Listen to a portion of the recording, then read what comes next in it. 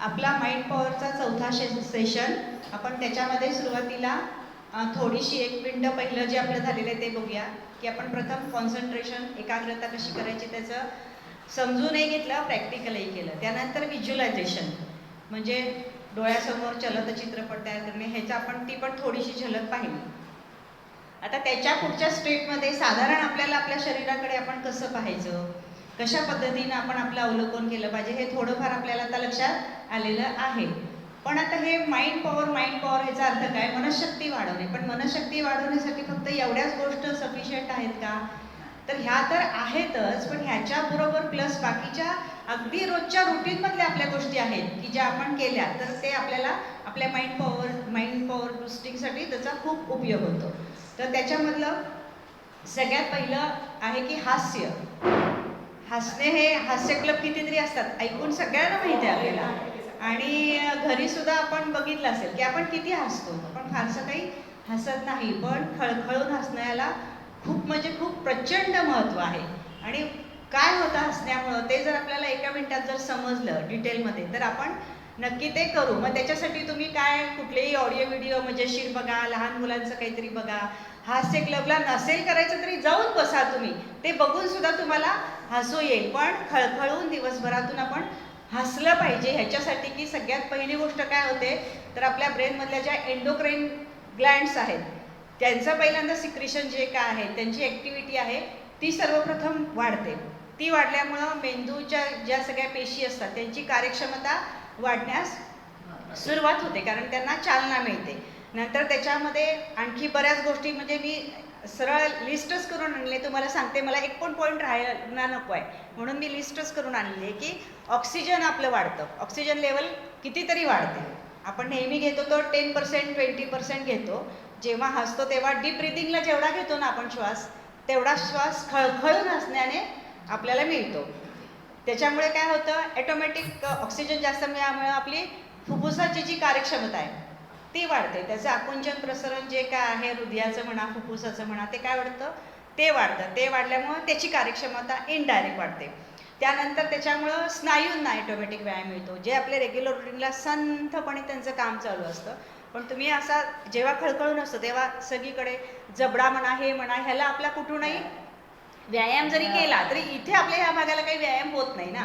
तर त्यामुळे आपले जे सगळे स्नायू आहेत की जे जास्त हालचाल करत नाहीत त्यांनाही चालना मिळते, त्यांची जास्त होते. आणि त्यामुळं ॲटोमॅटिक जेव्हा स्नायूंचं हालचाल होते तेव्हा त्याला ज्या निगडीत नसा आहेत शरीरामध्ये त्या सगळ्या नसा काय होतात, हळूहळू मोकळ्या व्हायला होतात. म्हणजे त्याच्यात जे ब्लॉकेजेस होतात नसांमध्ये ते तुम्हाला जर होऊच द्यायचे नसतील तर हा अगदी साधा सोपा उपाय आहे की रोज फक्त खळखळून हसा. आणि त्याच्याबरोबर बाकीच्या गोष्टी काय की कॅलरीज पण बर्न होतात. कॅलरीज बर्न होतात म्हणजे ॲटोमॅटिक तुमचं वजन कमी व्हायला किंवा कमी नाही झालं तरी आहे ते कंट्रोल व्हायला तरी आहे तिथपर्यंत तरी तुमचं राहण्यासाठी मदत होते. कारण जसं एज वाढत जाईल तसं आपलं वाढत जातं वजन, त्यामुळे त्याच्यासाठी तो एक प्रकार होतो. त्यानंतर आनंदी राहण्यासाठी आपण आपोआपच जेव्हा आपण हसतो तेव्हा काय होतं, आपल्याला प्रत्येकाला दुःख आहे, त्रास आहे, काहीतरी विवंचना आहे, हे प्रत्येकच व्यक्तीला आहे. त्याचं फक्त स्वरूप वेगळं असतं. पण आपण जेव्हा खळखळून असतो तेव्हा काय होतं, ॲटोमॅटिक तो ताण म्हणा आपला निघून जातो. ताण कमी झाला की आपोआप आपण आनंदी होतो. म्हणजे निदान तेवढ्या वेळ या पुरतं तरी का असेना आपण आपलं दुःख दूर करतो. आणि ह्याच्यामुळे इनडायरेक्ट काय होतं, परत आपली पॉझिटिव्हिटी वाढते. जर आपण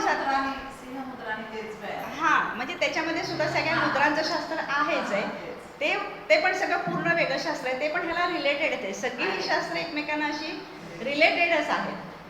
त्यामुळे अशा पद्धतीनं तुम्ही केलं की मग एवढ्या जेव्हा सगळ्या गोष्टी आपल्यामध्ये घडतात तेव्हा पॉझिटिव्हिटी आली की नॅचरली काय होतं, आता तुम्ही जर असं मल्लून जर तुम्ही असं बसलेलं असला तर तुमच्या डोक्यामध्ये थिंकिंग कुठलं चालू असणार, ज्या विषयाचं दुःख आहे तोच विचार चालू असणार. पण जेव्हा तुम्ही अगदी मनसोक्त हसणारे करणार तेव्हा पॉझिटिव्हिटी तुमच्यामध्ये ॲटोमॅटिक वाढते, सकारात्मकता वाढते. आणि सकारात्मकता वाढल्यामुळं परत त्याचा इनडायरेक्ट तुमचा परिणाम कशावर होतो, तुमच्या पर्सनॅलिटीवर होतो. कुणीही बघितल्यावर जर त्याला दिसलं अरे ही किती नेहमी छान असते, नेहमी आनंदी असते, नेहमी हसत असते, मग आपल्याला हिच्या संपर्कात गेलं की खूप छान वाटतं. मग आपल्याला अशा व्यक्तींच्या संपर्कातच जायला आवडतं.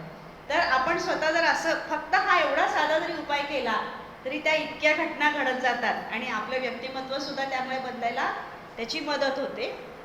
ह्या अशा पद्धतीने एका साध्या हास्याने आपल्याला शेवटी ह्याचा परिणाम काय, माइंड बुस्टिंग. आपल्याला मनाची शक्ती वाढवण्याला हे पण एक तुम्हाला प्लस पाहिजेच आहे. भले त्याचं पर्सेंटेज 0.01 असू दे, 0.2 असू दे, 0.3 असू दे, किती पण असू दे, पण ह्याची पण त्याला आपल्याला जोड दिली पाहिजे. नाही तर तुम्ही कित्येक माणसं महिनाभर हसत नाहीत, 2-2 महिने हसत नाहीत. हसलं तरी एवढंच अस्मिता हास्य करतात. मला अशा लोकांची मजाच वाटते की कधीतरी खळखळून हसायला काय हरकत आहे ना. हसायला सुद्धा जर तुम्ही लाजायला लागला तर कसं होणार. त्यामुळं हास्य हे पहिली गोष्ट सगळ्यात लक्षात ठेवा की ह्याच्याबरोबर ही गोष्ट अगदी लक्षात ठेवूनच करायची आहे. आणि त्याच्याबरोबर ह्या सगळ्यामुळं काय होणार आहे, कुणाला निद्रानाचा त्रास असेल, झोप येत नसेल, तर ॲटोमॅटिक हे तुमचं सगळं चक्र बदलल्यामुळं तुम्हाला शांत झोप यायला पण हळूहळू सुरुवात होते. पण हे असं नाही आहे की पी हळद हो गोरी, तुम्ही 8 दिवस 15 दिवस हसणार आणि मला म्हणणार अरे मला झोपच येत नाही. ती काय ही जादू नाही आहे. शेवटी ते तुमचं जसं तुम्ही करत जाल, सातत्य ठेवाल, त्याप्रमाणे त्याचे रिझल्ट तुम्हाला हळूहळू दिसायला चालू होतील. आणि ह्यामुळे काय होणार आहे, मनाचं बुस्टिंग झालं की तुमचा ॲटोमॅटिक लोकसंग्रह वाढणार आहे.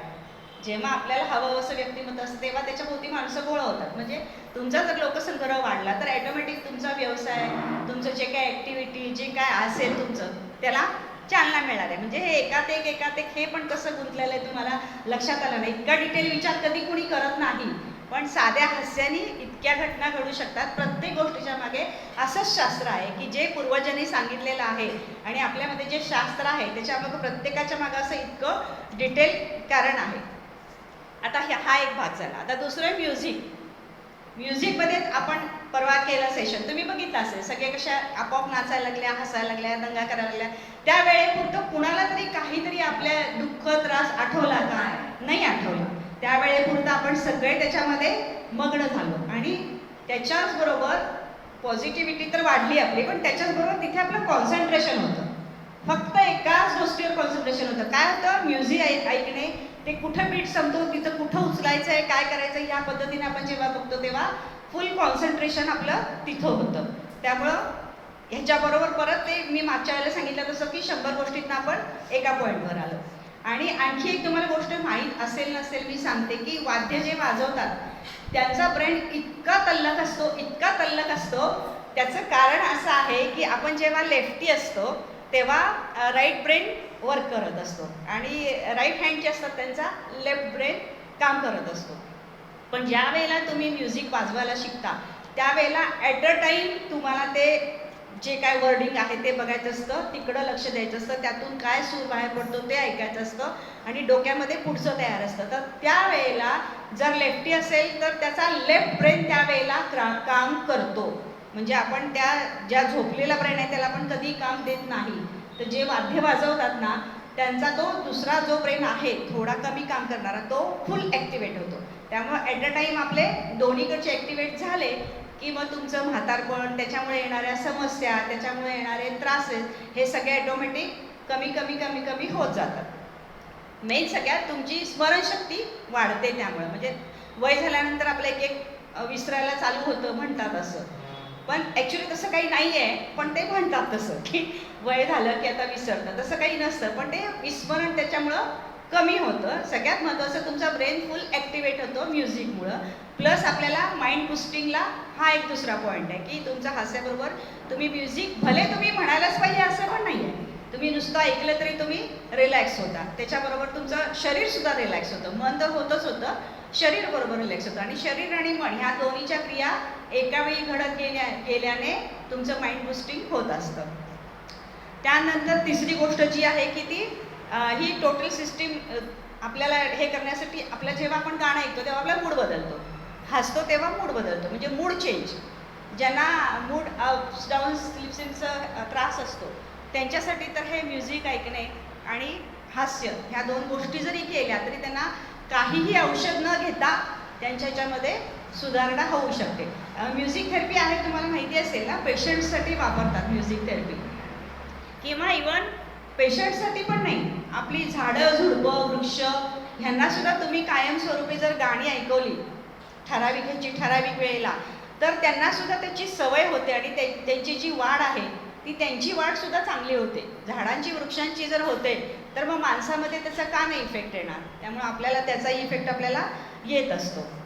आणि ह्या सगळ्याच्या मध्ये सुद्धा मुद्रा पण काही काही आहेत की ज्या माइंड पॉवरशी किंवा आपल्या मनाशी रिलेटेड आहेत. त्याच्यामध्ये आता फक्त मी ते खूप मोठं शास्त्र आहे मुद्राचं, ते सगळं आपण डिटेल नंतर बघायचं असेल तर कधीतरी बघू. आता तुम्हाला ह्याच्याशी रिलेटेड आहे तेवढंच सांगते की हे जे पहिलं बोट आहे, ह्या पहिल्या बोटाला तुम्ही असं जितका मसाज कराल तितक्यानं तुमचा मानसिक त्रास असू दे, मनाचा काहीही तुमचं असू दे मनाचं, त्याच्यासाठी ह्या बोटला असं करायचं, बोटाला हा बोट आणि हे पॉईंट्स तुम्ही बसल्या बसल्या दाबायचे. ॲक्च्युली सगळेच पॉईंट्स तुम्ही बसल्या बसल्या जेव्हा टी व्ही बघत असाल, काही बसून तुम्ही ट्रॅव्हलिंग करत असाल, अशा वेळेला प्रोग्राम बघत असाल, अशा वेळेला तुम्ही हे दाबू शकता. हे पण आपल्याला हॅबिच्युएट करून टाकायचं, म्हणजे आपल्याला जाता जाता आपलं हे होत असतं. पण माइंडसाठी खास हे बोट आणि हे मेन साईडचे पॉईंट्स, ह्याला तुम्ही जर मसाज केला तर तुमची ती पॉवर वाढण्यासाठी तुम्हाला त्रास होतो. नंतर त्याच्यानंतर आहे की ह्या सगळ्या गोष्टी करत असताना हे आपलं मानसिक आरोग्य तर ॲटोमॅटिक संतुलन होतच जातं. ह्याच्याबरोबर प्लस तुम्हाला वॉकिंगचं तर जग जाहीरच आहे. वॉकिंग केल्यामुळं संपूर्ण शरीराला काय होतंय, संपूर्ण शरीराला व्यायाम मिळतो आणि संपूर्ण शरीराला व्यायाम मिळाल्यामुळं बाकीचे हात पाय तुमचे त्याला सुद्धा एक शास्त्र आहे. खरं तर आपण गप्पा मारत हलत डुलत चाललो तर त्याचा काही उपयोग होत नाही. तुमचा एक स्पीड पाहिजे, तुमचं हे असं ताट पाहिजे, हे असं पडून तुम्ही चालला तर त्याला काही उपयोग नाही आहे, असं पाहिजे. आणि हे हात असे कंपल्सरी हल्ले पाहिजेत, दोन्ही पाय पूर्ण. पायाचा तुमचा स्पीड जो आहे तो एकच पाहिजे आणि शक्यतो तुम्ही जिथे चालणार आहात तिथे थोडाफार चढ असावा, जेवढा आपल्याला झेपेल तेवढा. थोडंफार 100 पावलं पळायला जमलं तर पळावं, नाहीतर जागेवर जॉगिंग करावं, थोडंसं उलटं चालावं. हे सगळं तुम्ही जर एकत्र केलं ना तर त्याचा तुम्हाला खूप चांगला इफेक्ट येतो. व्यायामामध्ये आणखी एक नियम आहे की रोज, आता मी योगा करते, मी रोज वॉकिंग करते, पण योगामध्ये तुम्ही ठराविकच व्यायाम, मी 25 करते रोज, ते रोज ठराविक तुम्ही 25 केले ना तर 6 महिन्यांनी, वर्षांनी, 2 वर्षांनी तुमच्या शरीराला ते हॅबिच्युएट होऊन जातं आणि मग ते व्यायाम म्हणून स्वीकारत नाही. म्हणून व्यायाम म्हणून स्वीकारण्यासाठी काय केलं पाहिजे, एखाद दिवस तुम्ही अप्पर बॉडीचे करा, एखाद दिवस तुम्ही लोअर बॉडीचे करा, एखाद दिवस फुल बॉडीचे करा, एखाद दिवस वॉकिंग करा जास्त, एखाद दिवस तुम्ही जॉगिंग करा, एखाद दिवस स्विमिंग करा. असं तुम्ही चेंज करत गेला ना तर त्यावेळेला मग म्हणजे रोज योगा रोज करायला हरकतच नाही आहे, पण प्लस त्याच्यामध्ये थोडे असे चेंजेस करायचे की एकच ठराविक व्यायाम रोज करायचे नाहीत. जे आपल्याला जो त्रास आहे त्याला आवश्यक आहे ते करायचेच आणि बाकीचे जे करतो ना एक्स्ट्राचे ते थोडेसे चेंज करायचे. अशा पद्धतीने तुम्ही केलं तर तुम्हाला त्याचा फायदा होतो. आणि त्याच्यात आणखी एक महत्त्वाची गोष्ट चालण्यामध्ये अशी आहे की तुम्ही चालायचं जर कमी करत गेला तर आपल्या पायामध्ये आपण चालत असताना कॅल्शियम बनण्याची क्रिया होत असते आणि जसं वय पुढं जाईल तसं शरीरातलं कॅल्शियम कमी होतं, हे तर माहितीच आहे आपल्याला सगळ्यांना. पण तुम्ही जर चालणं बंद केलं तर तुमच्या शरीरात कॅल्शियम बनण्याची प्रक्रिया एकदा जर कमी होत बंद झाली आणि नंतर तुम्ही जरी 10 किलोमीटर चालायला चालू केलं तरी ती लवकर ॲक्टिवेट होत नाही. त्यामुळं वॉकिंग कधीही बंद करायचं नाही. अख्ख्या 24 तासात तुम्ही 50 मिनटं कसंही चाला, 10 मिनटं काढा, 20 मिनटं काढा, 5 मिनटं काढा, पण चालायचं म्हणजे चालायचं. हे तुम्ही जितकी वर्ष ठेवाल, म्हणजे आपले पाय म्हणजे काय आहे, आपल्या बॉडीचं शेवटी सगळं पायावरच आहे ना, त्यामुळे तुमचे पाय जितके स्ट्रॉंग तितकं तुम्ही म्हातारपणापर्यंत चांगले राहणार. आणि कॅल्शियम बनण्याची प्रक्रिया शरीरातली आपण कधीही बंद होऊ द्यायची नाही. हे एक वाक्य अगदी चांगलं लक्षात ठेवा की कधीतरी कंटाळा जाऊ दे, सारखं काय चालायचं, पावसात कुठं जाऊ, हे कुठं करू, काही नाही. तुम्ही घरात चाला, तुमचा तुम्ही मार्ग शोधून काढा कुठं चालायचं ते. घरात जागा नसेल मंदिरात जावा, मंदिरात एक जरा घाला, आपला पण जागा शोधून काढा, पण चालणं कुठल्याही परिस्थितीत बंद करायचं नाही. म्हणजे हे फक्त माइंड बुस्टिंगसाठीच नाही आहे, हे तुम्हाला ऑल ओव्हर शरीर मन सगळ्याच्या तुमच्या संतुलनासाठी आणि आरोग्य चांगलं राहण्यासाठी आहे. याचबरोबर आणखी तुम्हाला आता अशा बऱ्याच गोष्टी आहेत की वॉकिंगचं तर तुम्हाला सांगितलं आहे, आता ह्या 3-4 गोष्टी लक्षात आल्या. आता ह्याच्याबरोबर ते म्हटलं तसं की ह्याच्यामध्ये मुद्रामध्ये पण एक भरपूर आहे ते शास्त्र. मुद्राशास्त्र आहे, ॲक्युप्रेशर आहे, परत SW म्हणजे स्विच वर्ड्स आहेत.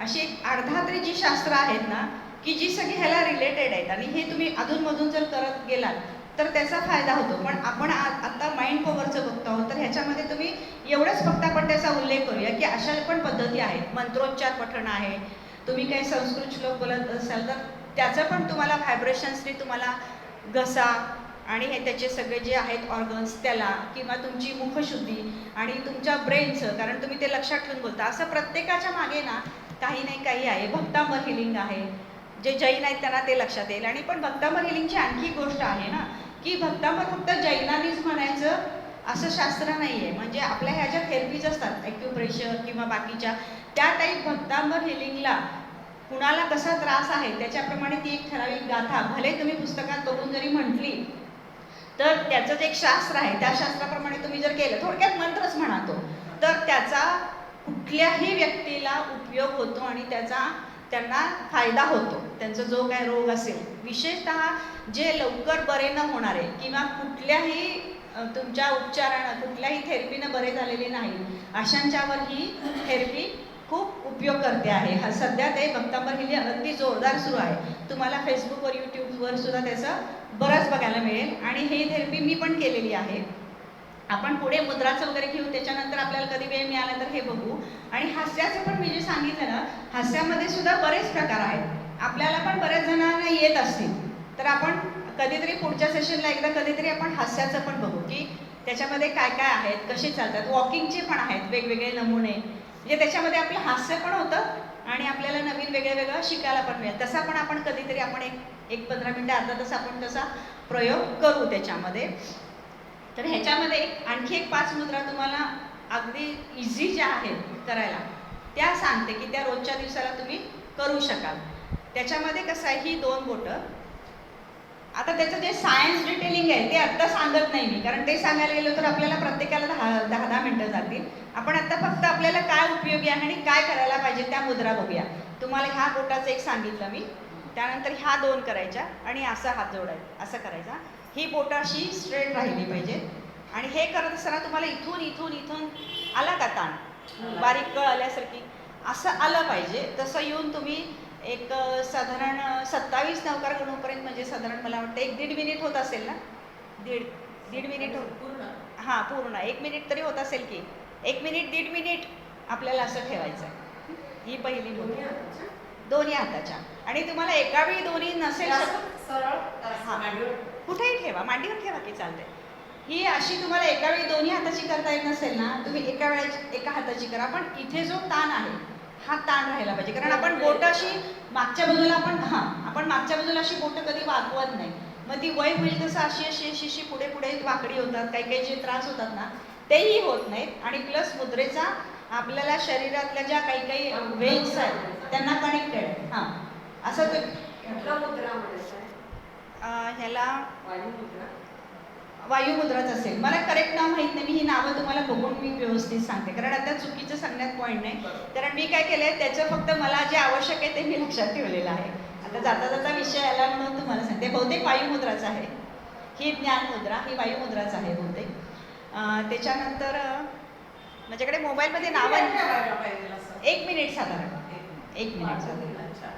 त्याच्यानंतर तुम्हाला वेट कमी करायचं असेल तर त्याच्यासाठी हे आहे. दिवसभरात तुम्ही दोन्ही हाताचे जेवढा वेळ तुम्ही असं करून बसू शकाल, बर्न होतात कॅलरीज.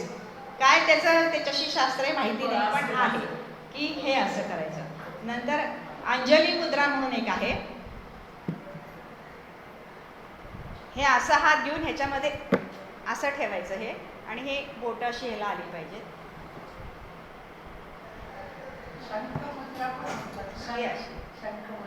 शंखमुद्रा,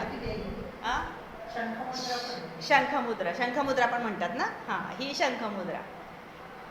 अशा पद्धतीने पण तुम्ही 1 ते 1.5 मिनिटं ठेवू शकता. त्याच्यानंतर असं एकावर एक असे हात ठेवा आणि असं खाली हात करून तुम्ही अशी, हिला ज्ञानमुद्रा म्हणता का तुम्ही? ध्यानमुद्रा. ही ध्यानमुद्रा अशी एक आहे. आणि एक कुठली होती, आणि एक आता तेच की, तशा बऱ्याच आहेत. ही पण आहे, त्याचं नाव माहिती आहे का तुम्हाला? मी तुम्हाला ते बघून सांगेन नंतर डिटेल. ते माझ्याकडे आहे सगळं, पण त्यामुळे मी तुम्हाला आत्ता काय ते बघितलेलं नाही, कारण ते त्याचा माझा फारसा अभ्यास नाही आहे, फक्त माहिती आहे आणि मला जे उपयोग होतो तेवढं मी फक्त मुद्रा लक्षात ठेवलेले आहेत. आणि त्याच्यानंतर परत हे जे पॉईंट्स आहेत सगळे इथले पॉईंट्स, तर तुम्ही टाळ्या वगैरे वाजवत असाल ना, तर टाळ्या वाजवताना हे पॉईंट्स ह्याला असे, हे नंतर असं आहे, असं हां, हे असं हां हां येतात खूप इथे, हां इथे इथे हे आणि हे. आणि आणखी एक ब्रेनसाठी आणखी एक आहे, तो तुम्हाला सांगते. हे असे बोटं एकमेकाला सगळी घ्यायची अशी एकदम टाईट, हां एकदम टाईट. आणि नंतर प्रेशर यायला पाहिजे. म्हणजे ह्याच्यामध्ये 2 शास्त्र आहेत, एक तर मुद्रेचा होणारा आणि जल, अग्नी, पृथ्वी, वायू, आकाश ही पंचतत्व आहेत. ही पंचतत्व एकमेकाला गेल्यामुळे आपल्या शरीरातलं जे कमी जास्त आहे त्याचं बॅलन्सिंग होतं. प्लस आपल्याला शरीरामध्ये ज्या काही व्हेन्सला कनेक्टेड आहे त्याचा फायदा होतो. आणि ब्रेन रिलेटेड काय आहे, तर तुमचं ब्रेन ॲक्टिवेट होतं. लहान मुलांसाठी खास छान आहे. आता हे बोट घ्यायची दोन्ही, हे अजिबात कुठलंही हलता कामा नये आणि हे असे फिरवायची बोटं मिनिमम 10 वेळा. बाकीची सुटतात, ते हळूहळू प्रॅक्टिस नाही तर लगेच येणार नाही. नंतर सेकंड, दुसरा घ्यायची, हां सेकंड, त्यावेळेला एकमेकाने भोवतीनं फिरवायची, हां भोवतीनं फिरवायची. आणि इतर ताट राहिली पाहिजे. इतर गोल गोल गोल होतात आपली स्टार्टला होणार हरकत नाही, पण नंतर ती ताट राहिली पाहिजे. हा ब्रेनचा आहे, हां 10 वेळा. नंतर तुम्हाला जास्त आलं तर नंतर तुम्ही जास्त करू शकता, पण हे 10 वेळा हा खास ब्रेनसाठी आहे. तुमचं ब्रेनचं इम्प्रूव्हमेंट होते. आलं लक्षात? ह्या अगदी म्हणजे कसं, हे मी का सांगितलं खास, आपण अगदी टी व्ही बघत बसलेलो असलो आणि बसतो आता जनरली, तेवढा थोडा वेळ तरी बघतोच, किंवा तुम्ही ट्रॅव्हलिंगमध्ये आहे आणि कुठे आहे, तर तुम्ही त्यावेळेला हे तुम्ही बसल्या बसल्या करू शकता. आणि पॉईंट्स, बाकी हाताचे पॉईंट्स मी सगळे दाखवत बसत नाही, सगळे पॉईंट्स तुम्ही करायचे. आणि तुम्हाला कोणाला स्वतःला काय त्रास आहे ना, त्याप्रमाणे तुम्ही जर त्याचं काढलं तर तुम्हाला यूट्यूबवर मिळू शकतं. पोटाचं असेल तर इथे आहे, कमरेचं असेल तर इथे आहे, असं आपल्याला काय आहे ते जरा तुम्ही बघून शोधून काढा. तुम्हाला कुणाला नाही आलं तर तुम्ही मला सांगा, मी तो पण आपण एकदा पाहिजे असलं तर डिटेलमध्ये कुणाला काय कुणाला करायला पाहिजे आणि ओव्हरऑल काय ते पण आपण नंतर कधीतरी घेऊ. तर अशा पद्धतीने हे सगळ्या थेरपीचं जेव्हा आपण मिक्सिंग करू तेव्हा तुम्हाला काय होणार आहे, आपल्याला जे हवं ते साध्य होणार आहे. त्यामुळं म्हणजे रोजच्या रुटीनमध्ये आता हे काय ते काय, रोजच्या सर्वसाधारण नॉर्मल व्यक्तीसारखं आपण आता राहायचं नाही आहे. आपला आता विचार काय झाला आहे, सगळ्या बाजूनी आपण हळूहळू त्याला बदलत न्यायचं आहे. आणि हे लक्षात ठेवून करायचं आहे. आपण सगळ्यांनी सांगितल्याप्रमाणे काय काय केलं का, आपण प्रॅक्टिकल केलं होतं त्याचं. श्वास घेणे, दीर्घ श्वसन केलं ना सगळ्यांनी. आता हे ह्याच्यामध्ये जे हास्यमध्ये किंवा तुमचं वॉकिंगमध्ये त्याच्यामध्ये सुद्धा तुम्ही जे करता ते दीर्घ श्वसनच होतंय ना, ते आपण फक्त बसून केलं आणि त्यामध्ये सुद्धा आपली ऑक्सिजन पातळी वाढतेच. थोडक्यात ऑक्सिजन पातळी आपली दिवसातनं वाढलीच पाहिजे, कारण ती रेग्युलर नॉर्मल आपण श्वासोश्वास तुम्ही बघा आपण किती संथ घेतो, म्हणजे 10% खरोखरच आपण घेत नाही, तर तो आपल्याला 100% आपण कसा घेऊ. मिनिमम 25-50 श्वास आपण दिवसभरात तसे घेतले पाहिजेत. आणि अशा वातावरणात नाही, जेव्हा एकदम ओझोन जास्त असेल, हवा शुद्ध असेल, अशा वेळेला घेतला पाहिजे. अशुद्ध हवा घ्यायची नाही. आणि सोडताना ते नेहमीचं शास्त्र, घेताना मोठा श्वास, सोडताना डबल वेळ. आणि मधला जो पिरियड आहे थांबायचा तो हळूहळू प्रॅक्टिसनं आपण वाढवत न्यायचा. पण त्याच्याबरोबर श्वासाचं करताना कधीही दंगामस्ती बिलकुल करायची नाही.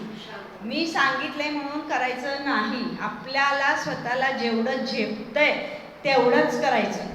अगदी लक्षात ठेवा की आपल्याला जेवढं झेपतंय, भले तुम्हाला नाही येत ना, माझ्या एवढं नाही येऊ दे ना, प्रत्येकाचं शरीर वेगळं आहे, प्रकृती वेगळी आहे. त्यामुळे जेवढं आपल्याला झेपते ते हळूहळू प्रॅक्टिसनं काय होत जातं, डेव्हलप होत जातं. ह्याच्यामध्ये कुणाशी कंपॅरिझन आपण करायची नाही, तिला एवढं येते मला येत नाही, आपल्याला येते तेवढं आपण करायचं.